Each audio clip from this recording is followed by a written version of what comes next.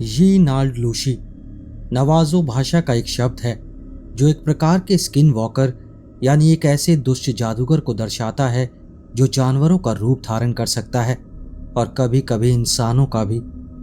Navajo संस्कृति में इसे सबसे भयानक और डरावनी हस्तियों में से एक माना जाता है क्योंकि ये काले जादू और टोने टोटकों से जुड़ा होता है।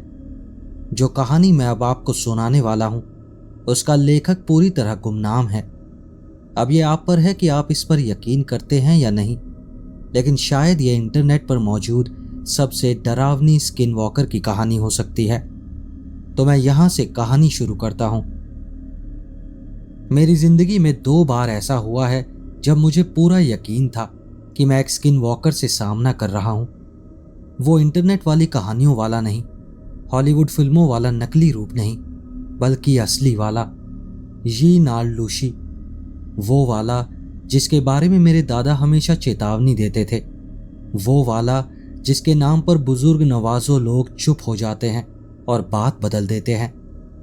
जब पहली बार मेरा सामना उससे हुआ तो मैं सिर्फ 10 साल का था और उसने मेरे कुत्ते का रूप लिया था।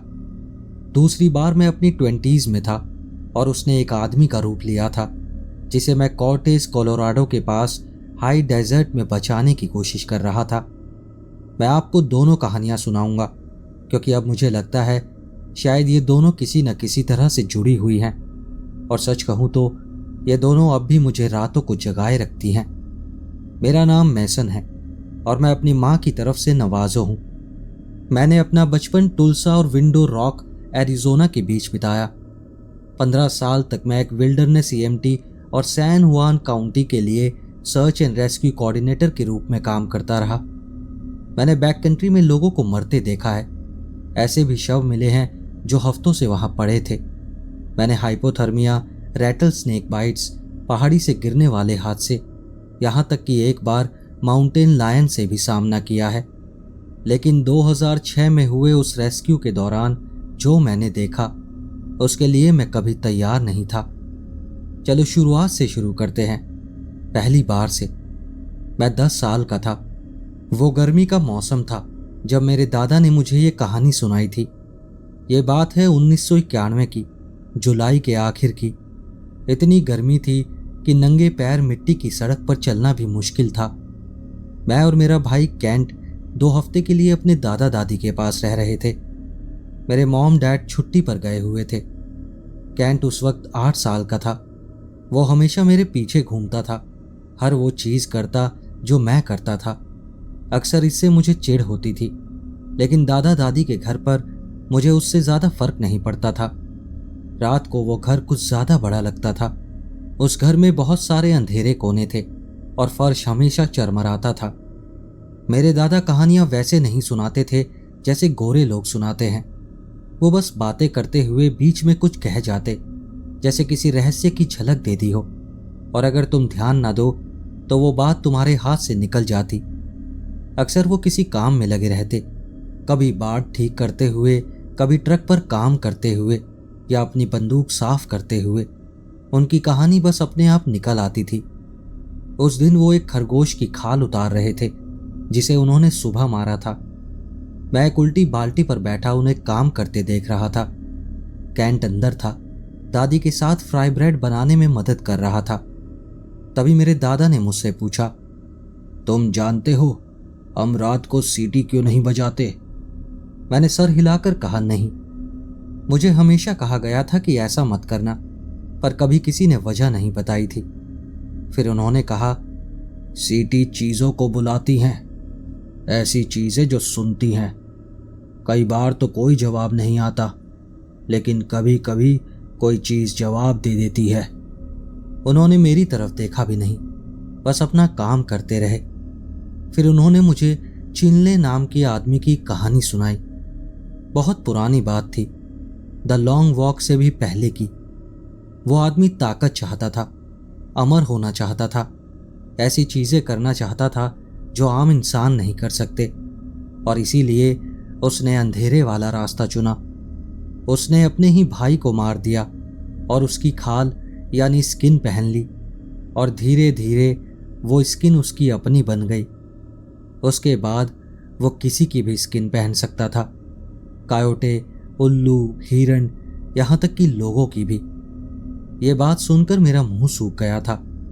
मैंने पूछा, क्या किसी ने उसे पकड़ा? दादा ने कहा, नहीं, ऐसी चीजों को पकड़ा नहीं जाता, उनसे बचा जाता है। उनका नाम नहीं लेते, रात को सीटी नहीं बजाते, खिड़कियां बंद रखो, दरवाजे लॉक रखो, और कभी भी ऐसी चीज को अंदर नहीं बुलाते। फिर उन्होंने मेरी तरफ देखा और कहा, और अगर तुम कुछ देखो जो सही तरह से नहीं हिलता या उसकी आवाज सही नहीं लगती, चाहे वो किसी अपने जैसा ही क्यों ना दिखे, वहां से भाग जाओ, समझे? मैंने कहा, जी दादाजी। उन्होंने झट से कहा, मैं सीरियस हूं मैसन। अगर तुम अपने भाई, माँ या पिता को देखो और कुछ भी अजीब लगे तो वहां से भाग जाना, क्योंकि अब वो नहीं रहे। और इतना बोलकर वो वापस अपने खरगोश की तरफ लौट गए। उस दिन हमने इस बारे में कोई बात नहीं की, लेकिन उस रात कैंट के साथ हमारे छोटे कमरे में मैं बिस्तर पर लेटा रहा और घर की हर चरमराहट और आवाज को सुनता रहा। उस दिन गर्मी बहुत थी, इसलिए खिड़की खुली हुई थी। मैं पर्दे के बीच के गैप को घूरता रहा, डरते हुए कि कहीं कुछ मुझे वापस घूरता हुआ ना दिखे। कैंट अपने बिस्तर पर गहरी नींद में था, उसकी सांसें शांत और बराबर थी। और तभी खिड़की की जाली पर खरोंचने की आवाज आई। मैं एकदम सख्त हो गया।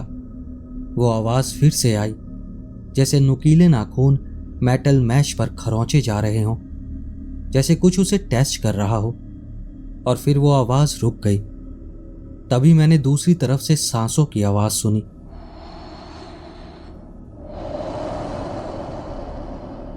भारी और गीली, जैसे कोई कुत्ता दौड़ कर आया हो, पर वो कोई कुत्ता नहीं था। मैं खिड़की बंद करना चाहता था, लेकिन मैं हिल भी नहीं पाया। वो सांसें चलती रहीं, शायद कुछ मिनट तक, पर मुझे लगा जैसे घंटों बीत गए हों। फिर कदमों की आहट सुनाई दी, जैसे कोई मिट्टी पर चलते हुए दूर जा रहा हो। मैंने चादर सर पर खींच ली और प्रार्थना की, और फिर मुझे कब नींद आ गई पता ही नहीं चला। लेकिन अगली रात वो फिर लौटा, लगभग उसी समय।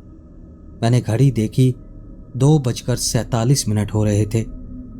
इस बार खरोंचने की आवाज ज्यादा जोर से आई, और उसके साथ अब एक बदबू भी थी जो खिड़की से अंदर आ रही थी। वो गंध वैसी थी जैसे कोई मरा हुआ जानवर गर्मी में सड़ गया हो। कैंट अपने बिस्तर पर करवट लेटे हुए बोला, मैसन, ये कैसी बदबू है? मैंने फुसफुसा कर कहा, सो जाओ कैंट। क्या कोई बाहर है? कैंट, तुम सो जाओ, ज्यादा मत बोलो। और तभी खरोंचने की आवाज रुक गई, लेकिन फिर एक और आवाज आई, मुझे अंदर आने दो। वो आवाज दादी की लग रही थी, पर उसमें कुछ अजीब था। कैंट उठकर बैठ गया। अरे, ये तो दादी हैं। मैं बिस्तर से उछलकर खिड़की बंद करने भागा, धड़ाम से जाली लगाई और लॉक कर दी। बाहर जो भी था उसने एक आवाज निकाली।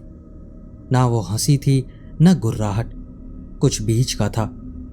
और फिर वो चला गया। सुबह जब दादा हमें उठाने आए तो उन्होंने खिड़की की तरफ देखा। जाली पर गहरे पंजों के निशान थे, जैसे किसी ने उसे फाड़ने की कोशिश की हो। फ्रेम टेढ़ा हो गया था, जैसे किसी चीज ने जोर से धक्का मारा हो। दादा ने कुछ नहीं कहा, बस अपने औजार लाए और जाली बदल दी। उस रात और उसके बाद हर रात सारी खिड़कियां बंद रहती। उन्होंने हमारे कमरे में सेज जलाया और खिड़की की चौखट पर राख की एक लाइन बना दी। कुछ रात बाद हमने उसे छत पर चलते हुए सुना। भारी कदमों की आवाजें, इतनी भारी कि किसी जानवर की हो ही नहीं सकती थी। वो हमारे कमरे के ठीक ऊपर रुक गया। कैंट अपने बिस्तर में दबकर धीरे धीरे रो रहा था, आवाज तक नहीं निकाल रहा था। मैं उसे दिलासा देना चाहता था, लेकिन मैं भी हिल नहीं पा रहा था। इतना डरा हुआ था कि बोलना भी मुश्किल था। हम चुपचाप पड़े रहे, बस उसकी चाल की आवाज सुनते रहे जो छत पर इधर उधर घूम रही थी, जब तक कि सूरज नहीं निकल आया। सुबह दादा को घर के चारों तरफ पैरों के निशान मिले। उन्होंने हमें नहीं बताया कि वो किसके थे। सारा दिन उन्होंने प्रोटेक्शन बंडल्स बनाए और हर दरवाजे और खिड़की के ऊपर टांग दिए। जो भी वो चीज थी वो दोबारा कभी वापस नहीं आई, कम से कम उस घर में तो नहीं। फिर हम अपने घर वापस चले गए और 3 हफ्ते बाद हमारा कुत्ता गायब हो गया। उसका नाम था चेकर्स, एक देसी नस्ल का मिला जुला कुत्ता जो मेरे पास तब से था जब मैं सिर्फ 6 साल का था। उस पर काले सफ़ेद धब्बे थे, लटके हुए कान थे और ऐसा स्वभाव था कि हर इंसान से प्यार कर ले।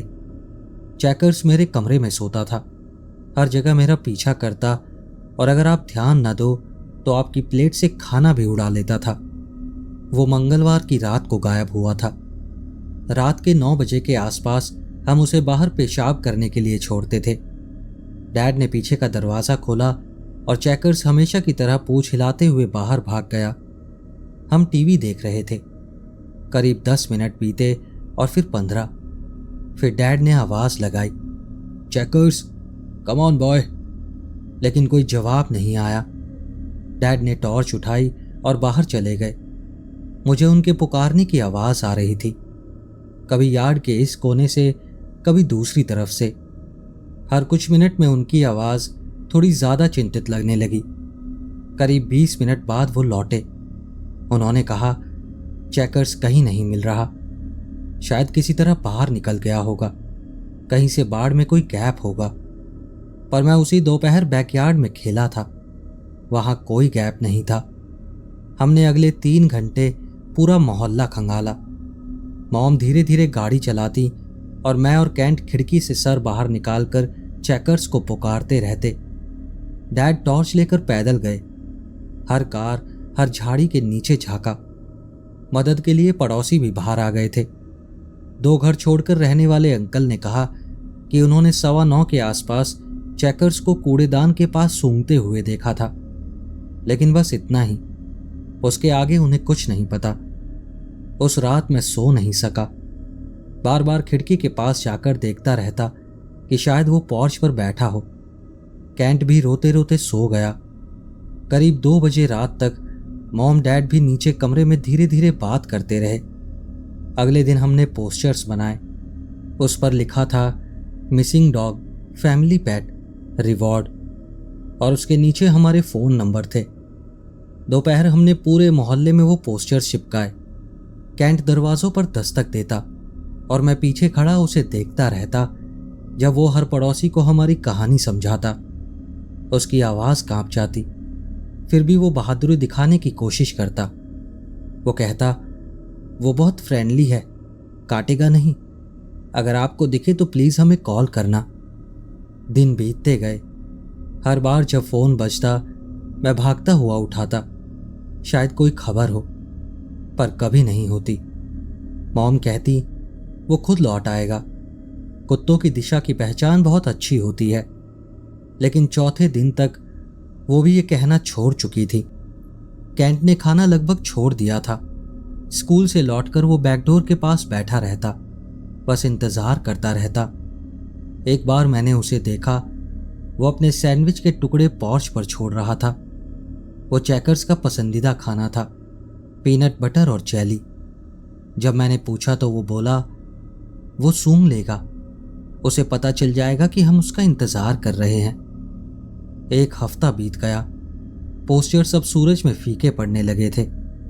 मॉम ने धीरे से कहा, शायद हमें पाउंड जाकर देखना चाहिए, क्या पता कोई और पपी हो जिसे घर चाहिए हो। उनकी ये बात सुनकर कैंट भागकर अपने कमरे में गया और दरवाज़ा धड़ाम से बंद कर लिया। मैं दीवार के पार से उसकी सिसकियां सुन सकता था। फिर आई एक छोटी उम्मीद। 10वें दिन किसी औरत ने कॉल की। वो कह रही थी कि उसने पार्क में एक काला सफ़ेद कुत्ता देखा है। हम वहां के लिए भागे, पर वो चेकर्स नहीं था, एक मादा कुत्ता थी। 12 दिन बाद चेकर्स वापस आ गया। सुबह सुबह सूरज ठीक से निकला भी नहीं था और तभी मैंने उसे देखा। मैं बाथरूम जाने उठा था और यूं ही लिविंग रूम की खिड़की से बाहर देखने लगा। वो हमारे पोर्च पर बैठा था और सीधे दरवाजे की तरफ देख रहा था। मुझे खुशी होनी चाहिए थी, मुझे दौड़कर उसे अंदर आने देना चाहिए था, पर मैंने ऐसा नहीं किया क्योंकि उसमें कुछ गलत था। वो बिल्कुल स्थिर बैठा था, जैसे कोई मूर्ति हो। कुत्ते, खासकर चेकर्स जैसे, इतनी देरी तक कभी स्थिर नहीं बैठते। चेकर्स को 2 सेकंड भी बैठने को बोलो तो वो उछल पड़ता था। और एक और बात, वो सांस भी नहीं ले रहा था, हालांकि बाहर बहुत गर्मी थी। उसका मुंह बंद था, जबकि कुत्ते हमेशा हाँफते हैं, वो उनका स्वभाव है। पर चेकर्स बस बैठा था और दरवाजे को घूर रहा था, और वो बहुत साफ सुथरा था। 12 दिन से गायब कुत्ता गंदा होना चाहिए, कीचड़ में सना हुआ और दुबला पतला होना चाहिए, पर उसका कोट चमक रहा था जैसे किसी ने उसे ग्रूम किया हो। वो तो पहले से भी ज्यादा साफ दिख रहा था। मैं खिड़की पर खड़ा रहा, कम से कम 5 मिनट या शायद उससे भी ज्यादा, लेकिन वो हिला तक नहीं, दरवाजे को खरोचा नहीं, ना ही कोई आवाज निकाली, बस बैठा रहा। कभी कभी सर हल्का सा झुकाता, जैसे किसी चीज को लेकर उत्सुक हो। तभी मेरी मॉम सीढ़ियों से नीचे आई। मेसन, तुम जाग रहे हो? मॉम, चेकर्स वापस आ गया है।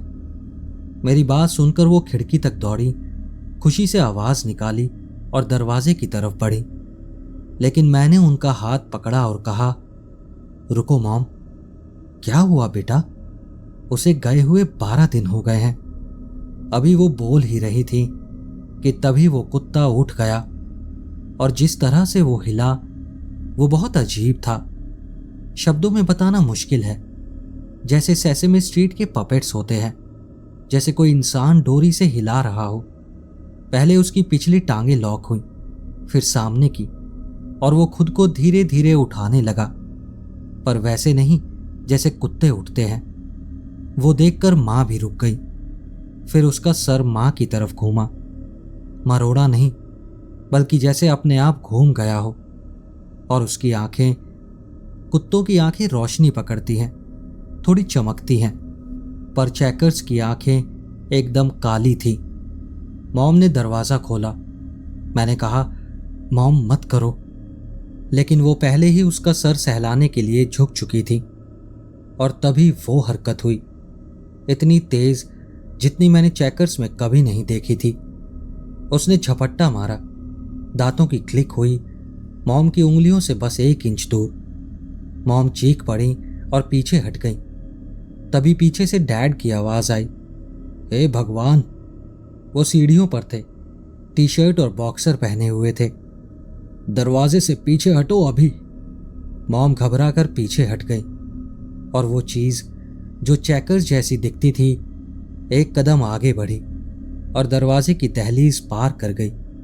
फिर उसका मुंह खुला, और फिर जो आवाज निकली वो किसी कुत्ते की हो ही नहीं सकती। वो मेरा नाम बोल रहा था। उसने मेरा नाम लिया। वो आवाज सुनकर डैड ने बैट उठाया जो वो दरवाजे के पास रखते थे, और चिल्लाकर कहा, बाहर निकलो अभी। उस चीज ने अपना सर दूसरी तरफ झुकाया, फिर उसका मुंह बंद हुआ। एक पल के लिए वो लगभग हमारे पुराने चेकर्स जैसा ही लग रहा था। फिर वो मुड़ा और पोर्च से नीचे उतर गया। वो भागा नहीं, बस धीरे धीरे चलता रहा। मैंने उसे देखा, वो यार्ड के किनारे पर पहुंचा, और फिर उसने खड़े होने की कोशिश की। सच में 2 पैरों पर खड़े होने की कोशिश की। वो आधा ही खड़ा हो पाया, सामने के पंजे नीचे लटके हुए, शरीर हिलता हुआ, जैसे उसे याद नहीं आ रहा था कि बैलेंस कैसे बनाए। वो उस अजीब आधे खड़े रूप में करीब 3 सेकंड तक रहा, और फिर वापस 4 पैरों पर गिर गया, और फिर दौड़ पड़ा, बिल्कुल एक सामान्य कुत्ते की तरह। एक छलांग में पड़ोसी की बाड़ पार की और 2 घरों के बीच गायब हो गया। हम तीनों, मैं, मॉम और डैड, बस दरवाजे पर खड़े रहे। हम में से कोई कुछ नहीं बोला। 1 मिनट बाद आंखें मसलते हुए कैंट नीचे आया। उसने कहा, क्या हुआ? डैड ने कहा, कुछ नहीं, जाकर सो जाओ। उनकी आवाज भले ही शांत थी, लेकिन उनके हाथ कांप रहे थे। क्या वो चेकर्स था? मैंने कहा, नहीं, वो चेकर्स नहीं था। कैंट ने मेरी तरफ देखा, फिर मॉम और डैड की तरफ, और उसका चेहरा मुरझा गया। लेकिन वो तो उसी जैसा लग रहा था। डैड ने कहा, वो चेकर्स नहीं था बेटा, चेकर्स अब चला गया है, वो कुछ और था। कुछ और मतलब? हम में से किसी के पास कोई जवाब नहीं था। और सुबह डैड ने दादाजी को फोन किया। वो दोनों किचन में करीब 1 घंटे तक बातें करते रहे, जबकि मॉम हमें लिविंग रूम में रोक कर बैठी थी। कैंट तब से कुछ नहीं बोला था जब से उसने उस चीज को देखा था। वो बस सोफे पर बैठा खाली नजरों से देखता रहा। डैड की आवाज किचन से तेज और बेचैन होती जा रही थी। आखिरकार डैड बाहर आए। बैग पैक करो, आज रात हम होटल में रुकेंगे। कैंट ने पूछा, क्यों? बेटा, बस आज के लिए, जब तक दादाजी नहीं आ जाते। हम हाईवे के पास वाले हॉलिडे इन होटल में ठहरे। डैड ने 2 बेड और एक पुल आउट काउच वाला कमरा लिया। हमने पिज्ज़ा ऑर्डर किया, लेकिन किसी ने ज़्यादा नहीं खाया। डैड बार बार दरवाजे के लॉक चेक करते रहे। मैं खिड़की के पास बैठा पार्किंग लॉट को देख रहा था। आखिरकार मैंने पूछा, डैड, वो क्या था? डैड और मॉम ने एक दूसरे को देखा। फिर डैड ने कहा, हमें नहीं पता बेटा, लेकिन मुझे लगता है वो जानते थे, बस उन्होंने बताना सही नहीं समझा। अगली सुबह दादाजी आ गए। वो अपने साथ कुछ अजीब चीजें लेकर आए थे। कुछ जड़ी बूटियां जिन्हें मैं पहचान नहीं पाया, कपड़े में लिपटी छोटी छोटी पुड़िया, और एक जार जिसमें राख जैसी कोई चीज मिट्टी में मिली हुई थी। हम वापस घर गए। पहले डैड अंदर गए, हर कमरे की जांच की, जबकि हम कार में इंतजार कर रहे थे। जब उन्होंने इशारा किया कि सब सुरक्षित है, तो दादाजी ने अपना काम शुरू किया। उन्होंने कुछ नहीं बताया कि वो क्या कर रहे हैं, बस घर के हर कमरे में घूमते हुए दरवाजों और खिड़कियों की चौखटों पर निशान बनाए। सूखी जड़ी बूटियां जलाईं, जिससे घर में घना धुआं भर गया। मॉम ने सारी खिड़कियां खोल दी ताकि धुआं बाहर निकल जाए, लेकिन वो गंध कई दिनों तक घर में बनी रही। मुझे लगा शायद वो वही सेज थी जो उन्होंने उस रात खिड़की पर जलाई थी। काम खत्म होने के बाद उन्होंने हमें लिविंग रूम में बैठाया। कैंट और मैं सोफे पर थे, मॉम और डैड कुर्सियों पर। वो हमारे सामने खड़े हुए और बोले, जो भी कल सुबह तुम्हारे दरवाजे पर आया था वो अब जा चुका है, वो वापस नहीं आएगा।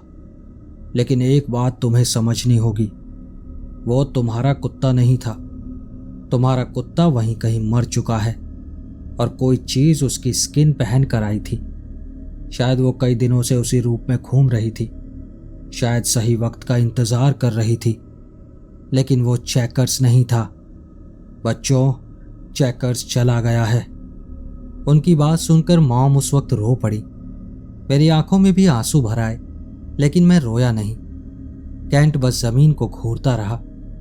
दादाजी ने आगे कहा, बाहर कुछ ऐसी चीजें होती हैं जो बहुत पुरानी हैं, जिन्होंने बहुत पहले काला जादू सीखा था, जो जानवरों की खाल पहनकर उन्हीं का रूप ले लेते हैं।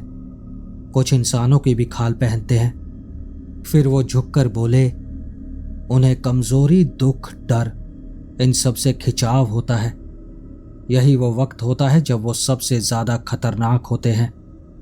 डैड ने पूछा, वो यहां क्यों आया था? मुझे नहीं पता। शायद वो भूखा था, शायद जिज्ञासु था, या शायद कुछ उसे यहां खींच लाया था। उसने मैसन का नाम लिया था। इसका मतलब है वो तुम्हें देख रहा था, सीख रहा था। अगर मैं नहीं आता तो वो फिर कोशिश करता, और किसी दिन तुम उसे अंदर आने देते। मैंने पूछा, आपको कैसे पता? क्योंकि वो यही करते हैं। वो इंतजार करते हैं, देखते हैं और सीखते हैं कि तुम्हें क्या चाहिए। फिर जब तुम ध्यान नहीं दे रहे होते, वो तुम्हें ले जाते हैं। उस रात मॉम और डैड किचन में देर तक बात करते रहे। मैं सब बातें नहीं सुन पाया, लेकिन कुछ टुकड़े कानों में पड़े। ऐसा हो ही नहीं सकता। मैंने देखा था, हम सब ने देखा था। इसका कोई तो तर्क होना चाहिए। वो खड़ा हुआ था, इंसान की तरह खड़ा हुआ था। बच्चे डर गए हैं, उन्हें डरना भी चाहिए। मैं खुद डरा हुआ हूं। करीब आधी रात तक वो बातें करते रहे। आखिर उन्होंने तय किया कि अब इस बारे में बात नहीं करेंगे, किसी को कुछ नहीं बताएंगे। अगर कोई पूछे तो कह देंगे चेकर्स को गाड़ी ने टक्कर मार दी। उस रात हमने बैकयार्ड में चेकर्स का कॉलर जला दिया। दादाजी ने कहा था कि ये जरूरी है, हमें उसकी सारी चीजें छोड़नी होंगी। अगले कई महीनों तक मुझे डरावने सपने आते रहे। सपनों में चेकर्स वापस आता, हम उसे अंदर आने देते, और जब मैं नींद से उठता वो मेरे बिस्तर के पास खड़ा होता। उसकी आंखें बिल्कुल काली, बिना चमक के होती। फिर वो अपना मुंह खोलता और मेरा नाम कहता। कैंट को भी बुरे सपने आते। मैं सुनता था कि वो नींद में सिसक रहा है, कभी कभी मेरा नाम ले रहा है। फिर वो लाइट जलाकर सोने लगा और हर रात बिस्तर पर जाने से पहले नीचे झांक कर देखता था। हम दोनों बच्चों ने कभी दोबारा कुत्ता नहीं मांगा, कभी नहीं।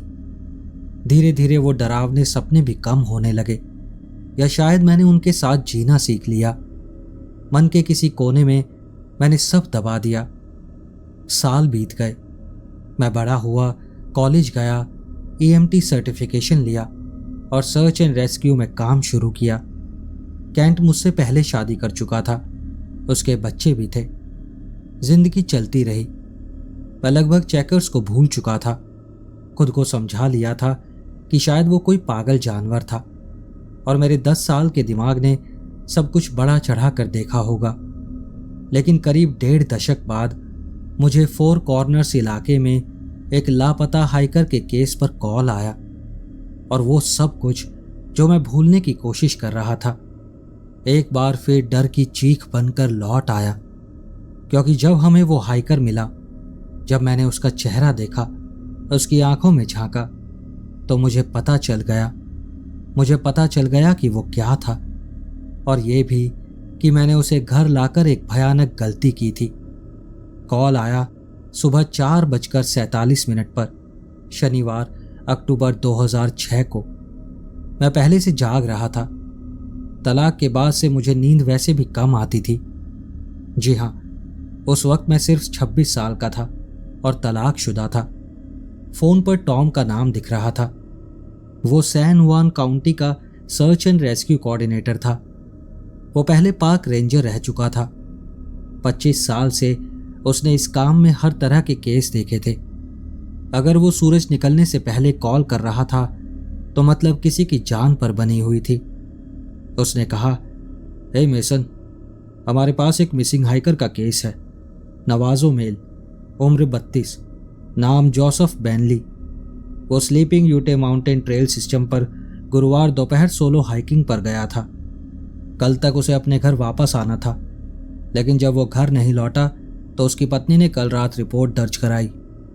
मैं पहले ही पैंट पहन चुका था। मैंने पूछा, मौसम कैसा है? उसने कहा, कल शाम ठंडी हवा चली थी, तापमान 30 डिग्री तक गिर गया। उसके पास सामान तो है, लेकिन अब तक कम से कम 48 घंटे की ठंड झेल चुका होगा। ठीक है, मैं 30 मिनट में स्टेजिंग एरिया पहुंच जाऊंगा। 30 नहीं, 20 मिनट में आओ। मैं करीब 25 मिनट में पहुंच गया। स्टेजिंग एरिया हाईवे के किनारे एक मिट्टी का मैदान था, जहां से सड़क न्यू मैक्सिको की सीमा को पार करती थी। वहां पहले से ही 5 ट्रक खड़े थे। शेरिफ के ऑफिस के लोग, मार्क वेब अपने ट्रैकिंग डॉग के साथ, टॉम का पुराना फोर्ड ट्रक और कुछ वॉलंटियर्स जिन्हें मैं सिर्फ चेहरे से पहचानता था, उनका नाम नहीं जानता था। टॉम अपने ट्रक की बोनट पर एक टोपोग्राफिकल नक्शा फैला रहा था। वो थका हुआ लग रहा था, हालांकि टॉम हमेशा थका हुआ ही दिखता था। 25 साल जंगल से लाशें निकालते निकालते कोई भी ऐसा ही दिखने लगेगा। उसने कहा, मैसन, अच्छा हुआ तुम आ गए। तुम स्लीपिंग यूट ट्रेल्स जानते हो? हाँ, काफ़ी हद तक। हमारा सर्च ग्रिड क्या है? उसने नक्शे के एक लाल निशान वाले हिस्से की ओर इशारा किया। उसकी वाइफ का कहना है कि वो बस एक दिन की हाइक के लिए गया था। शायद ये वाला लूप 8 मील का है, मीडियम डिफिकल्टी वाला ट्रेल है। उसे गुरुवार शाम तक वापस आ जाना चाहिए था। उसका ट्रक अब भी ट्रेल हेड पर खड़ा है, चाबियां अंदर बंद हैं। हमने जांच की, जबरदस्ती घुसने के कोई निशान नहीं है, संघर्ष का भी कोई सबूत नहीं है। वो बस गायब हो गया है। मैंने पूछा, क्या वो पहले भी ये ट्रेल कर चुका है? हाँ, बीवी का कहना है कि वो हर महीने यहाँ हाइक करने आता है, इलाका जानता है, एक्सपीरियंस है। टॉम ने कुछ पल सोचा और कहा, लेकिन एक अजीब बात है। 2 रैंचर्स ने बताया कि पिछले हफ्ते इस इलाके में कुछ मवेशी मारे गए हैं। 3 बछड़े काटे गए थे, उनके अंदरूनी अंग भी निकाल दिए गए थे। नवाजो नेशन पुलिस ने भी किसी को भेजा था, लेकिन किसी को कुछ समझ नहीं आया। मेरी रीढ़ में ठंडक सी दौड़ गई। मैंने पूछा, शिकारी जानवर था क्या? सरकारी तौर पर तो यही कहा जा रहा है, लेकिन रैंचर्स डरे हुए हैं। उनमें से एक ने कहा कि उसने किल साइट के पास निशान देखे हैं, इंसानी पैरों के निशान। वो निशान एक कांटेदार तार की बाड़ तक जा रहे थे और फिर वहीं गायब हो गए। बाड़ के दूसरी तरफ बस कायोटे के पैरों के निशान थे। उसी समय एक वॉलंटियर महिला आई जिसका नाम सारा था और अपने रेडियो को एडजस्ट करते हुए बोली, क्या हम लोग निकलने को तैयार हैं?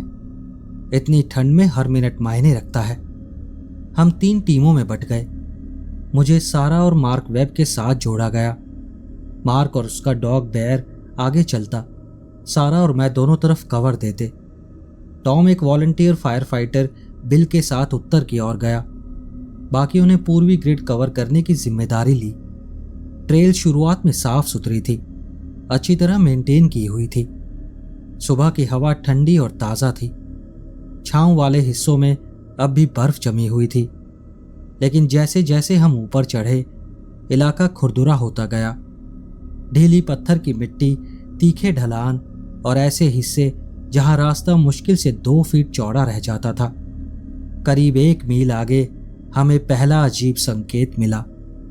एक मरा हुआ कौवा बिल्कुल सही सलामत ट्रेल के बीचों बीच पड़ा था। कोई घाव नहीं, कोई निशान नहीं कि वो कैसे मरा। मार्क का डॉग बेयर उसके पास जाने से भी डर रहा था। वो सिसकने लगा जब तक मार्क ने एक लकड़ी से उस कौवे को उठाकर झाड़ियों में नहीं फेंक दिया। सारा बोली, अजीब बात है, कौवे यूं ही नहीं मरते। लेकिन आधे मील बाद हमें 3 और मिले, ट्रेल पर एक लाइन में रखे हुए, जैसे जानबूझकर सजाए गए हों। मार्क ने अंदाजा लगाया, शायद इन्हें जहर दिया गया है, लेकिन मुझे शक था। फिर भी हम आगे बढ़ते रहे। बेयर जोसेफ बैनली की जैकेट से ली हुई गंध पकड़कर चल रहा था। जोसेफ की पत्नी ने वो जैकेट दी थी। डॉग अपने काम में माहिर था। सर नीचे करके लगातार आगे बढ़ता जा रहा था, लेकिन 2 मील बाद वो अचानक रुक गया। बस वहीं, बिल्कुल स्थिर, सिर उठा हुआ, कान खड़े हुए, और फिर हल्की सिसकी की आवाज आई। मार्क आगे बढ़ा। बेयर, क्या हुआ बॉय? डॉग ने एक अजीब ऊंची घबराई हुई आवाज निकाली। वो उसकी सामान्य काम करने वाली साउंड नहीं थी। वो रास्ते के आगे कुछ देखकर धीरे धीरे पीछे हटने लगा। मार्क ने बुदबुदाकर कहा, अजीब है, आज ये अजीब बर्ताव कर रहा है। आमतौर पर डरता नहीं है। पिछले महीने तो ये माउंटेन लायन के इलाके से भी बिना डरे निकल गया था। सारा ने कहा, शायद इसे किसी शिकारी की गंध आई होगी। लेकिन बेयर का बर्ताव वैसा नहीं था जैसा किसी शिकारी की गंध पर होता है। वो डरा हुआ लग रहा था, बुरी तरह डरा हुआ। मैंने कहा, मैं आगे जाकर देखता हूं, और उनके आगे निकल गया। रास्ता एक कार जितने बड़े पत्थर के चारों ओर घूम रहा था। मैं मुड़ा और वहीं ठिठक गया। वहां एक गंध थी, ज्यादा तेज नहीं पर साफ महसूस हो रही थी, कॉपर जैसी और किसी जड़ी बूटी जैसी। उसमें कुछ और भी था, कुछ सड़ा हुआ, जैसे मरे हुए हिरन की गंध हो। और जैसे ही मैं उस चट्टान के पार पहुंचा, तापमान अचानक गिर गया। कम से कम 10 डिग्री ठंडा हो गया। लेकिन वहां कोई छाव नहीं थी, कोई भी वजह नहीं थी कि ऐसा हो। मेरा हाथ अनजाने में मेरी बेल्ट पर लगे चाकू की ओर चला गया। तभी सारा ने आवाज लगाई, मैसन, कुछ दिखा क्या? मैंने कहा, अभी नहीं, थोड़ी देर रुको। सामने की मिट्टी कुछ उल्टी पुल्टी लग रही थी। ऐसा नहीं कि पैरों के निशान हो, पर जैसे किसी चीज को हाल ही में घसीटा गया हो। वो निशान ट्रेल से हटकर पेड़ों में चले जाते, फिर वापस आते, फिर ऊपर की ओर बढ़ते जाते, जैसे कोई चीज गोल गोल घूम रही हो, उलझन में, या शायद हमारे साथ खेल रही हो। मैंने कहा, हमें इस जगह को मार्क कर लेना चाहिए। सारा चट्टान के पास आई। मार्क? लेकिन क्या? यहां तो कुछ भी नहीं दिख रहा। मैंने फिर से नीचे देखा और वो सही थी। मिट्टी अब बिल्कुल सामान्य थी, एक आम ट्रेल जैसी। वो अजीब से निशान जो मैंने देखे थे अब गायब थे, लेकिन वो गंध और वो ठंडापन अब भी वहीं था। हम आगे बढ़ते रहे। बैर फिर से काम करने लगा, लेकिन वो अब मार्क के बहुत करीब चल रहा था।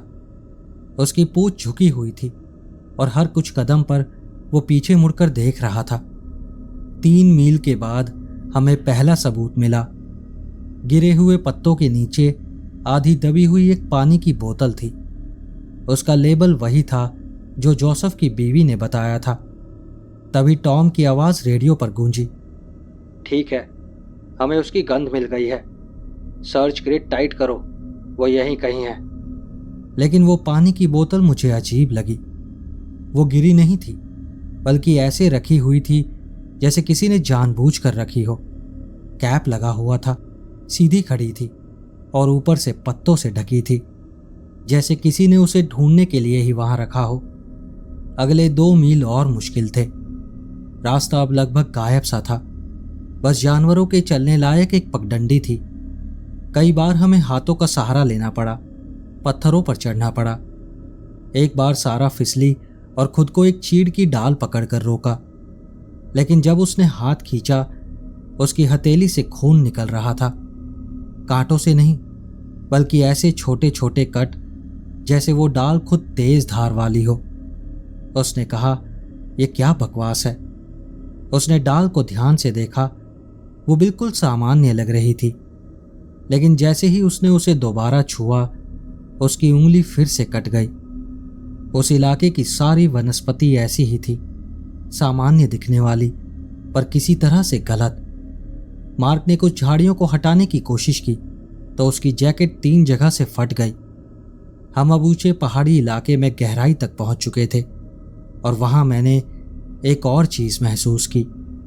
जितना आगे बढ़ते गए, उतनी ही चिड़ियों की आवाजें कम होती गईं। कीड़े मकोड़ों की भनभनाहट भी गायब हो गई और आखिर में बस एक अजीब दबाव भरी शांति रह गई, जिससे हमारे अपने कदमों की आवाजें भी बहुत ज्यादा तेज लग रही थी। सुबह 10:23 पर मार्क के रेडियो से आवाज आई, टीम 2 को कांटेक्ट मिला है, हमने उसे ढूंढ लिया। नॉर्थ रिज, बॉक्स कैनियन के पास, वो जिंदा है।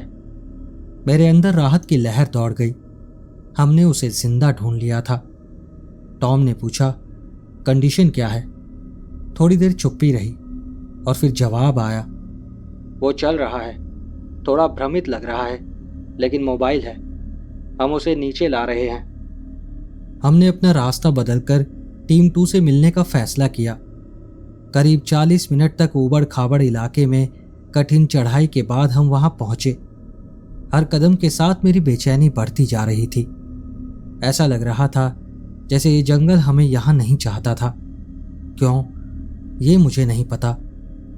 अचानक सारा ने मेरा हाथ पकड़ लिया। मैं लगभग चिल्ला ही पड़ा। उसने कहा, मैसन, वो देखो। उसने आगे एक पेड़ की तरफ इशारा किया। पेड़ के तने पर हाथों के निशान थे, लगभग 7 फुट की ऊंचाई पर, इंसानी हथेलियों जैसे निशान, इतने गहरे धसे हुए जैसे जब वो बनाए गए हों तब लकड़ी मुलायम रही हो। लेकिन वो तो एक पुराना पेड़ था, कम से कम 50 साल पुराना। समझ नहीं आया कि ऐसा संभव कैसे था। आखिरकार जब हम टीम 2 तक पहुंचे, मैंने पहली बार जोसेफ बेनली को देखा। वो एक चट्टान पर बैठा था, कंधों पर इमरजेंसी ब्लैंकेट लपेटे हुए कैंटीन से पानी पी रहा था। लगभग 30-35 की उम्र, औसत कद, काले बाल पीछे पोनी टेल में बंधे हुए। वो काफी थका हुआ लग रहा था, लेकिन बाकी सब कुछ ठीक था। कोई चोट नहीं थी, ना ठंड से कोई असर था, और कपड़े बिल्कुल साफ थे। ये बात मुझे अजीब लगी। 2 दिन जंगल में रहने के बाद भी उसकी पैंट्स नई जैसी लग रही थी। ना मिट्टी, ना फटाव, कुछ भी नहीं। टीम 2 का डेव उससे बातें कर रहा था। शांत रहो, हम तुम्हें चेक करवाएंगे और फिर तुम्हें तुम्हारी पत्नी के पास ले जाएंगे, जोसेफ ने कहा। मैं ठीक हूं, मैं बस रास्ता भटक गया था, समय का अंदाजा नहीं रहा। लेकिन उसकी आवाज में कोई भावना नहीं थी। डेव ने कहा, 2 रातों से तुम बाहर थे दोस्त, तापमान भी 0 से नीचे था। हमें तुम्हें हाइपोथर्मिया और डिहाइड्रेशन के लिए चेक करवाना होगा, लेकिन मैं ठीक हूं। उसने जिस लहजे में ये कहा, मेरे पेट में एक ठंडापन उतर गया। उसकी आवाज में ना तो राहत थी, ना शर्मिंदगी कि किसी ने उसे बचाया। ऐसा कुछ भी नहीं जो किसी खोए हुए व्यक्ति में होना चाहिए था। मैं थोड़ा पास गया। जोसेफ, मैं मेसन हूं, विल्डरनेस EMT। मुझे तुम्हारा जल्दी से एक चेकअप करना है, ताकि पता चल सके कि तुम नीचे तक चल सकते हो या नहीं, ठीक है? वो सीधे मेरी आंखों में देखने लगा। भूरी आंखें, सामान्य रंग, सामान्य आकार, लेकिन उनमें कुछ कमी थी। ऐसा लग रहा था जैसे मैं किसी इंसान की फोटो देख रहा हूं, ना कि किसी इंसान को। उसने कहा, जरूर, जो भी सही लगे कर लो। मैं उसके सामने घुटनों के बल बैठा और अपनी पिलनाइट निकाली। सीधा देखो, मैं तुम्हारी पुतलियां चेक करने जा रहा हूं। वो बिना हिले सीधे आगे देखने लगा। मैंने लाइट पहले उसकी दाईं आंख में डाली और फिर बाईं में। पुतलियां सिकुड़ गईं। बिल्कुल सामान्य प्रतिक्रिया थी, लेकिन उसकी आंखों में पानी नहीं आया। वो पलके भी नहीं झपका रहा था। उसकी नजरें मेरे कंधे के पार किसी बिंदु पर जमी थी। मैंने मन ही मन गिनती शुरू की। 30 सेकंड, 40 सेकंड, पूरा 1 मिनट, और तब भी उसने पलक नहीं झपकाई। मैंने कहा, जोसेफ, तुम पलक झपका सकते हो। और फिर उसने तुरंत पलकें झपकाई, जैसे उसे याद ही नहीं था कि ऐसा करना भी होता है। मैंने पूछा, जोसेफ, तुमने कब से पानी नहीं पिया? पता नहीं, शायद 1 दिन। पर तुम्हें प्यास नहीं लग रही? नहीं, मैं ठीक हूं। मैंने उसकी नब्ज चेक की। 60 बीट्स पर मिनट, एकदम स्थिर। किसी ऐसे आदमी की नब्ज जो 2 दिन जंगल में रहा हो, थोड़ी तेज होनी चाहिए थी। थकावट, डर, राहत, कुछ तो असर दिखता, लेकिन उसकी नब्ज शांत थी, जैसे कोई घर में आराम से बैठा हो। मैंने पूछा, ठीक है, बता सकते हो तुम्हारे साथ क्या हुआ था? तुम रास्ता कैसे भटके? हिरन का पीछा करते हुए ट्रेल से उतर गया, उलझ गया। हिरन का पीछा कर रहे थे? हाँ, फोटो लेना चाहता था 2 दिन तक। उसने फिर आंखें झपकाईं, वैसे नहीं जैसे सामान्य इंसान करते हैं, बल्कि जैसे अचानक याद आया हो कि ओह, पलक झपकानी है। उसने आगे कहा, फोन खो गया, रास्ता नहीं मिला, बस भटक गया। उसका बोलने का अंदाज बहुत अजीब था, जैसे शब्द तो निकल रहे हों लेकिन मतलब नहीं। और उसकी सांस, उसमें भी कुछ गड़बड़ थी। ठंड में बाकी सबकी सांसें भाप छोड़ रही थी, लेकिन उसकी नहीं। मैं खड़ा हुआ। ठीक है, इसमें ठंड या थकावट के कोई लक्षण नहीं है, वाइटल स्टेबल है। इसे नीचे ले जाकर पूरा चेकअप करेंगे। टॉम ने कहा, ठीक है, चलो पैक करो। जोसेफ, तुम चल पाओगे ना? जोसेफ खड़ा हुआ, बिल्कुल सहजता से, ना अकड़न, ना दर्द, बस सीधा उठ गया। जैसिका नाम की एक युवा वॉलंटियर ने उसे प्रोटीन बार दी। उसने कहा, तुम्हें भूख लगी होगी। नहीं, धन्यवाद। अरे, तुमने 2 दिन से कुछ नहीं खाया है ना? मैं ठीक हूं। फिर हमने नीचे उतरना शुरू किया। जोसेफ बीच में चल रहा था, डेव और मार्क उसके दोनों ओर। मैं पीछे सारा के साथ था और उसे ध्यान से देख रहा था। मैंने सारा से धीरे से पूछा, क्या तुम्हें नहीं लगता कि कुछ गड़बड़ है? वो कंधे उचकाकर बोली, बंदा खो गया था, अब मिल गया है। किस्मत अच्छी थी बस। शायद अंदर से डरा होगा पर दिखाना नहीं चाहता। लेकिन बात वो नहीं थी। मैंने डर से सख्त बने लोग देखे थे, लेकिन वो ऐसा नहीं लग रहा था। करीब 20 मिनट चलने के बाद मैंने एक और बात नोटिस की। जोसेफ कितनी समान गति से चल रहा था। वो रास्ता ऊबड़ खाबड़ था, पत्थर, जड़ें, ढीली मिट्टी, सबको पैर संभाल कर रखना पड़ रहा था। कभी कभी फिसल भी रहे थे, यहाँ तक कि एक्सपीरियंस्ड वॉलंटियर्स भी। लेकिन जोसेफ ऐसे चल रहा था जैसे किसी समतल सड़क पर हो। एक बार भी ठोकर नहीं खाई, न ही एक बार भी अपनी चाल बदली। उसके पैर हर कदम पर सही जगह पर पड़ रहे थे, वो भी बिना नीचे देखे। और वो पसीना भी नहीं बहा रहा था। हम सब के कपड़े पसीने से गीले थे, पर वो पूरी तरह सूखा था। मैंने आवाज लगाकर कहा, जोसेफ, कैसा महसूस कर रहे हो? ब्रेक चाहिए? उसने सर घुमाकर मेरी तरफ देखा। सिर्फ सर, कंधे नहीं। और मैं कसम खाकर कहता हूं, वो सर लगभग 10 डिग्री ज्यादा मुड़ा, जितना एक इंसान आराम से नहीं मोड़ सकता। उसने कहा, मैं ठीक हूं। मैंने कहा, फिर भी सबको थोड़ा सांस लेने दो। टॉम ने इशारा किया कि रुक जाओ। हम एक छोटी सी खुली जगह पर इकट्ठा हुए। सबने पानी पिया, गियर चेक किया, लेकिन जोसेफ अलग खड़ा था, पेड़ों की तरफ टकटकी लगाए देख रहा था। मार्क मेरे पास आया। उसका डॉग बेयर उसकी टांग से सटा हुआ था। वो धीरे से बोला, मेरा डॉग उसके पास नहीं जा रहा। जब से मिला है तब से दूरी बनाए हुए है। मैं जोसेफ के पास गया। मैंने कहा, तुम्हारी पत्नी तुम्हें देखकर बहुत खुश होगी। लेकिन उसका कोई जवाब नहीं आया। मैंने फिर से कहा, जोसेफ, और इस बार उसने पूरा शरीर घुमाकर मेरी तरफ देखा, जैसे उसे याद आया हो कि लोग ऐसे ही मुड़ते हैं। हाँ, मैंने कहा, तुम्हारी पत्नी बहुत खुश होगी तुम्हें देखकर। हाँ, वो खुश होगी। तभी डेव ने कहा, ठीक है दोस्तों, आगे बढ़ते हैं। ट्रेल हेड अब बस 3 मील दूर है। और हमने फिर से चलना शुरू किया। लेकिन मैं जोसेफ को देखना बंद नहीं कर पा रहा था। जितना ज्यादा देखता उतनी ज्यादा अजीब बातें नजर आती। यहां तक कि उसका साया भी कुछ अजीब था। शायद मैं ज्यादा सोच रहा था, लेकिन कसम से उसका साया जैसे उसके पीछे थोड़ा लेट चल रहा था। जब वो किसी लकड़ी के ऊपर कदम रखता, उसका साया उस पर बह जाता, जैसे वो असली नहीं, किसी तरल चीज का हो। हम ट्रेल हेड से शायद 1 मील दूर थे जब मार्क का डॉग फिर से अजीब बर्ताव करने लगा। बैर पट्टे को खींचने लगा, जोसेफ से दूर जाने की कोशिश करने लगा। वो सिसक रहा था, उसकी पीठ के बाल खड़े हो गए थे। मार्क ने कहा, इजी बैर, क्या हुआ तुझे? जोसेफ रुक गया और डॉग की तरफ मुड़ा, और बैर तुरंत शांत हो गया। शांत नहीं, बिल्कुल साइलेंट हो गया। उसका मुंह खुला था, शरीर तन गया था, जैसे वो अब भी सिसक रहा हो, बस आवाज गायब हो। मार्क ने कहा, तू ठीक है ना बॉय? और बैर को अपने पास खींचा। जोसेफ ने मुस्कुराते हुए कहा, ठीक ही होगा। पर वो मुस्कान उसकी आंखों तक नहीं पहुंची। कुत्ते मुझे पसंद नहीं करते।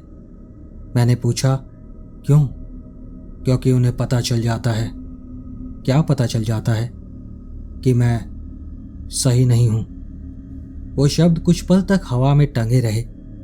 किसी ने कुछ नहीं कहा, न किसी ने कोई जवाब दिया।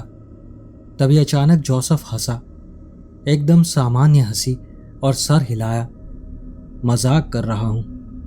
मुझे बचपन में एक कुत्ते ने काट लिया था, इसलिए वो डर को पहचान लेते हैं। लेकिन वो डरा हुआ नहीं था। उसके भीतर डर का एक कतरा भी नहीं था। और जिस तरह वो अचानक इमोशन के साथ बोलने लगा वो बहुत अननेचुरल लगा। हम आगे बढ़ते रहे।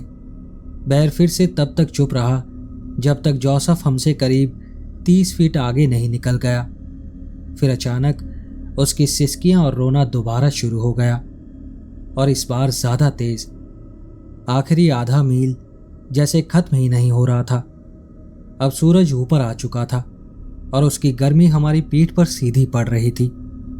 हर बार जब मैं जोसेफ को देखता तो मेरे दादाजी की वो बात याद आती, अगर तुम अपने भाई, अपनी माँ या अपने पिता को देखो और कुछ गड़बड़ लगे तो भाग जाना, क्योंकि वो अब वो नहीं है। लेकिन मैं भाग नहीं सकता था और मैं उसे किसी चीज का इल्जाम भी नहीं दे सकता था, क्योंकि मैं खुद यकीन नहीं कर पा रहा था कि मेरे दिमाग में जो चल रहा है वो सच भी है या नहीं। हम दोपहर 12:15 पर पार्किंग लॉट पहुंचे। जोसेफ का ट्रक वहीं खड़ा था, चाबियां अब भी अंदर लॉक थी। टॉम ने उसकी पत्नी को कॉल किया और बताया कि हम उसे जांच के लिए मेडिकल सेंटर ले जा रहे हैं, जो कि एक सामान्य प्रक्रिया है। जोसेफ ने भी कोई बहस नहीं की।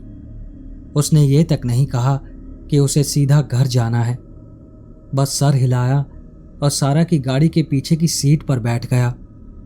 जब हम अपना गियर पैक कर रहे थे तो मैं उसे खिड़की से देखता रहा। वो बिल्कुल स्थिर बैठा था, हाथ गोद में रखकर सीधे सामने देख रहा था। ना हिला ना इधर उधर देखा, बस बैठा रहा। तभी डेव ने मेरे कंधे पर हाथ मारते हुए कहा, काफी भाग्यशाली है ये बंदा, वो वहां मर भी सकता था। मैंने कहा, हाँ काफी भाग्यशाली है, लेकिन इसमें किस्मत का कोई हाथ नहीं था। जो भी चीज हमें उस पहाड़ पर मिली थी वो चाहती थी कि हम उसे ढूंढे।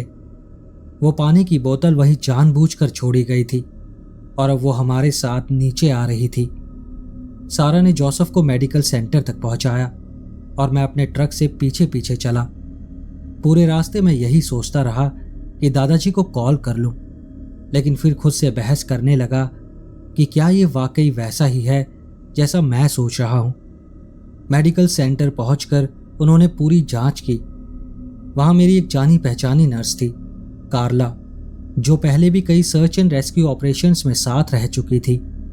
वो ही जोसेफ के वाइटल्स चेक कर रही थी। जब जोसेफ बाथरूम में गया तो उसने मुझसे धीरे से कहा, मैसन, कुछ अजीब है। सब कुछ बिल्कुल टेक्स्ट बुक परफेक्ट है। बॉडी टेम्परेचर 98.6 और मैंने कई बार चेक किया, लेकिन एक बार भी फ्लक्चुएट नहीं हुआ। किसी का टेम्परेचर इतना सटीक नहीं होता, थोड़ा ऊपर नीचे तो होता ही है।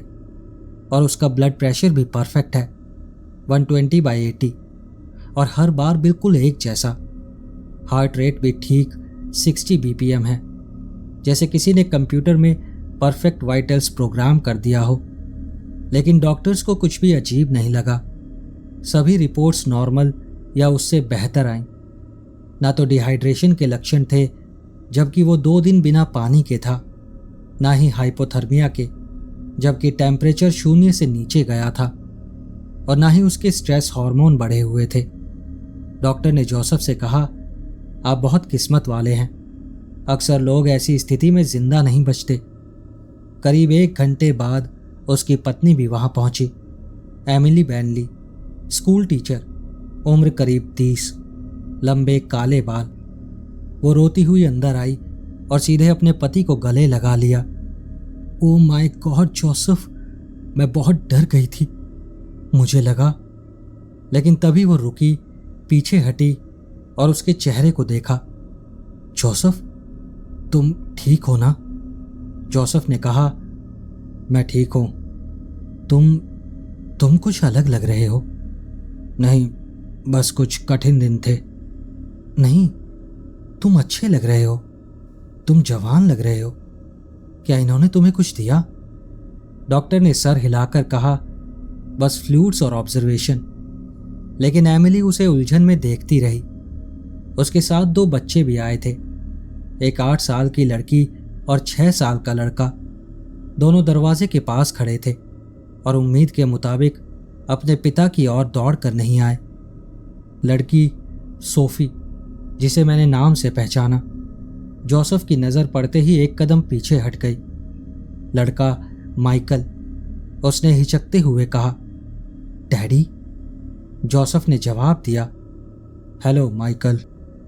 शब्द तो सही थे, लेकिन लहजा बहुत औपचारिक था, जैसे किसी अजनबी से बात कर रहा हो। एमिली ने वो महसूस किया। उसके चेहरे पर वो झलक साफ दिखी, लेकिन उसने बात को टाला और मुस्कुरा दी। चलो घर चलते हैं, तुम थके हुए लग रहे हो। इस बार जोसेफ ने भी उसे गले लगाया, लेकिन बच्चों ने अब भी उसे छुआ नहीं। 1 घंटे बाद उन्हें डिस्चार्ज कर दिया गया। जब वो निकल रहे थे, मैंने सुना सोफी ने धीरे से अपनी मां से पूछा, मॉम, डैड से अलग सी स्मेल क्यों आ रही है? श्श बेटा, वो 2 दिन जंगल में खोए हुए थे, डैड के सामने मत बोलना। और फिर मैंने उन्हें कार में जाते देखा। एमिली लगातार बात कर रही थी। जोसेफ खिड़की से बाहर देख रहा था और बच्चे पीछे की सीट पर चुपचाप बैठे थे। यहीं पर बात खत्म हो जानी चाहिए थी। लापता हाइकर सुरक्षित मिला, सब घर लौट गए, केस बंद हो गया। लेकिन उस रात मैं अपने किचन टेबल पर लैपटॉप लेकर बैठा रहा। मैं समझने की कोशिश कर रहा था कि जो मैंने देखा वो आखिर था क्या। मैंने जोसेफ का फेसबुक प्रोफाइल खोजा। उसकी पत्नी अक्सर family photos, school events, hiking trips post करती थी। मैं महीनों पुरानी पोस्ट तक स्क्रॉल करता गया। उन फोटोज में जोसेफ वैसा नहीं था जैसा हमें पहाड़ पर मिला था। चेहरा वही, कदकाठी वही, लेकिन उस शख्स में कुछ बुनियादी इंसानियत गायब थी। फोटो वाला जोसेफ हंसता था, पूरी आंखों से। उसके चेहरे पर झुर्रियां, गर्मजोशी, प्यार था। और जिस चीज को हम पहाड़ से नीचे लाए थे, उसमें यह सब नहीं था। करीब 3 बजे रात में मैंने लैपटॉप बंद कर दिया। मैंने खुद को समझाने की कोशिश की कि शायद मैं ज़रूरत से ज़्यादा सोच रहा हूँ। हर इंसान ऐसी स्थिति से अलग तरह से निकलता है, शायद यही वजह होगी। और अगर वाकई कुछ गड़बड़ होती तो एमिली ज़रूर नोटिस करती, वो उसे घर क्यों ले जाती। लेकिन मैं गलत था। कुछ हफ्तों बाद मैं हार्डवेयर स्टोर में टॉम से टकरा गया। वो कुछ सामान खरीद रहा था। हमने थोड़ी बहुत मौसम और नए सर्च ऑपरेशंस पर बात की। फिर उसने वो कहा जिससे मेरा खून ठंडा पड़ गया। अरे, बेनली फैमिली की बात सुनी तूने? कौन सी बात? जोसेफ की पत्नी ने शेरिफ ऑफिस को कॉल किया। कह रही है कि जोसेफ अजीब बर्ताव कर रहा है। रात को घर में घूमता रहता है। जब बच्चे सो रहे होते हैं तो उनके कमरे में खड़ा रहता है। पिछले हफ्ते वो रात 2 बजे उठी तो देखा वो बेड के नीचे खड़ा है और बस उसे देख रहा है। न हिल रहा था, न पलक झपका रहा था, बस घूरे जा रहा था। हे भगवान! फिर शेरिफ ने क्या कहा? ज़्यादा कुछ नहीं कर सकते, आदमी ने कोई कानून तो तोड़ा नहीं। उन्होंने बस कहा कि उसे डॉक्टर को दिखाओ, शायद सर में कोई चोट रह गई हो या PTSD हो। वो कुछ देर रुका, फिर इधर उधर देखा ताकि कोई सुन ना रहा हो। वेलनेस चेक सारा ने किया था। कहती है जोसेफ बिल्कुल ठीक लगा, नर्म, सहयोगी, एकदम ठीक। लेकिन उसने कहा घर के अंदर घुसते ही ऐसा लगा जैसे किसी मीट लॉकर में घुस गई हो। और उनका घर भी बहुत ठंडा था, हीटर बंद था और अक्टूबर के महीने में सारी खिड़कियां खुली हुई थी। बच्चे घर के अंदर कोट पहनकर बैठे थे। मैं उसी वक्त टॉम को सब कुछ बताना चाहता था, वो सब जो मैं सोच रहा था, लेकिन मेरे शब्द गले में अटक गए। मैंने बस इतना कहा, यह ज़रूर किसी तरह का ट्रॉमा होगा। 2 दिन जंगल में अकेले रहना किसी के भी दिमाग के साथ खिलवाड़ कर सकता है। टॉम ने कहा, हाँ, लेकिन उसकी आवाज़ में यकीन नहीं था। बात इतनी नहीं है। एमिली ने सारा से बताया कि जोसेफ अब सोता ही नहीं है। वो पूरी रात बस एक कुर्सी पर बैठा रहता है और दीवार की तरफ देखता रहता है, खाना भी नहीं खाता। एमिली ने सब कोशिशें की, उसका पसंदीदा खाना, बाहर से ऑर्डर किया हुआ खाना, यहाँ तक कि सूप, लेकिन वो कुछ भी नहीं छूता। कहता है भूख ही नहीं है। अब 2 हफ्ते हो गए हैं मैसन, पूरे 2 हफ्ते बिना खाना खाए।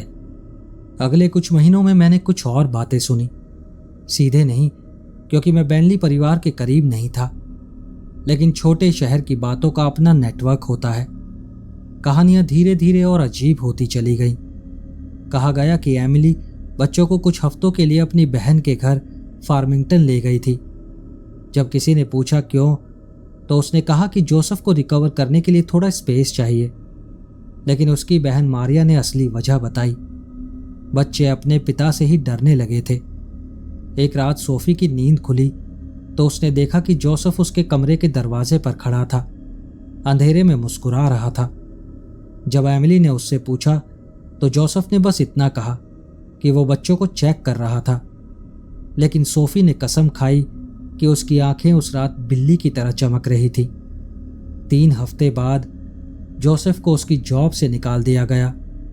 उसका एक सहकर्मी मुझे गैस स्टेशन पर मिला था।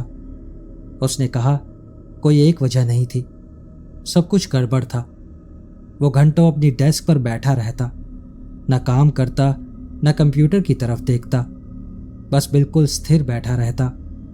और जिस तरह वो लोगों को देखता था मानो उन्हें पढ़ रहा हो, उन्हें सीख रहा हो। अकाउंटिंग की जैनेट ने बताया कि एक सुबह ऑफिस खुलने से पहले वो उसकी डेस्क पर खड़ा था। वो उसकी पर्सनल तस्वीरें देख रहा था। जब उसने पूछा कि वो क्या कर रहा है तो उसने कहा मैं प्रैक्टिस कर रहा हूं। कैसी प्रैक्टिस? उसने कहा नॉर्मल बनने की। एक बार किसी ने उसे एक रात 3 बजे हाईवे पर चलते देखा, नंगे पैर, अपने घर से कई मील दूर। जब डिप्टी ने रोका और पूछा वो कहाँ जा रहा है तो उसने कहा घर जा रहा हूं, लेकिन वो दिशा उसके घर के उलट थी। लगभग 6 महीने बाद एमिली बच्चों को घर वापस ले आई। पता नहीं किस चीज़ ने उसे लौटने के लिए मनाया, लेकिन मैं समझ सकता था। वो चाहती थी फिर से सब सामान्य हो जाए, लेकिन अब सामान्य होने का कोई रास्ता नहीं बचा था। 1 साल गुजर गया, फिर दूसरा साल गुजर गया। मैंने सोचना बंद कर दिया और शायद शहर वालों ने भी, क्योंकि अब किसी ने बेनली परिवार की बातें नहीं की। फिर नवंबर की एक मंगलवार सुबह मेरा फ़ोन बजा। वो सारा का कॉल था। मैसन, न्यूज़ चालू करो। मैं काम के लिए तैयार हो रहा था, हाथ में कॉफ़ी थी। मैंने कहा क्यों, क्या हुआ? बस चालू करो। उसकी आवाज़ कांप रही थी। मैंने रिमोट उठाया। लोकल न्यूज़ पर एक घर में आग की फुटेज चल रही थी। घना काला धुआं सुबह के आसमान में उठ रहा था। नीचे लिखा था ब्रेकिंग न्यूज़, मल्टीपल फैटेलिटीज इन कॉटेज हाउस फायर। फिर उन्होंने एड्रेस दिखाया। वो जोसेफ बेनली का घर था। फिर सारा ने बताया 3 लोगों की मौत हुई है, एमिली और 2 बच्चे। और वो आग से नहीं मरे, तीनों के सर में गोली मारी गई थी, वो भी जब वो सो रहे थे। उसके बाद किसी ने घर में आग लगा दी। जोसेफ गायब है। उसका ट्रक ड्राइवे में मिला है, लेकिन वो खुद कहीं नहीं है। कुत्ते और हेलीकॉप्टर खोज में लगे हैं, लेकिन अभी तक कुछ नहीं मिला। अगले कुछ दिनों में बाकी डिटेल्स आईं।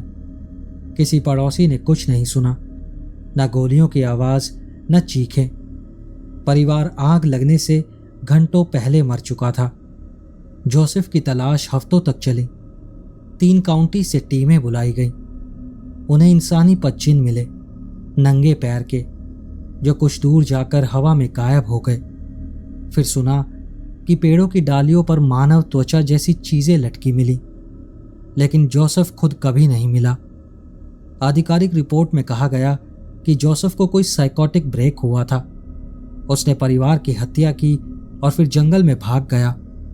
सबने मान लिया कि वो वहीं मरा होगा, ठंड से या जानवरों से, और केस ठंडा पड़ गया। मैं अल्बुकर्की चला गया। अब उस शहर में रुकने का मेरा मन नहीं था, लेकिन कुछ समय बाद टॉम का कॉल आया। उसने कहा, मैसन, हमें कुछ मिला है। मैंने कहा, टॉम, मैं सच में अब उस बारे में बात नहीं करना चाहता, तुम बस सुनो। स्लीपिंग यूट के पास ट्रेनिंग चल रही थी। सर्च एंड रेस्क्यू वॉलंटियर्स को सिखाया जा रहा था कि कैसे ग्रिड सर्च करते हैं। उसी जगह जहां हमें कुछ साल पहले जोसेफ मिला था। उसकी वो बात सुनकर मेरा पेट कसने लगा।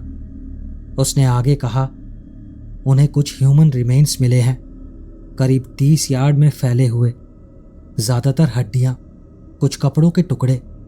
जानवरों ने बुरी तरह नोचा हुआ है। उन्होंने डीएनए टेस्ट किया।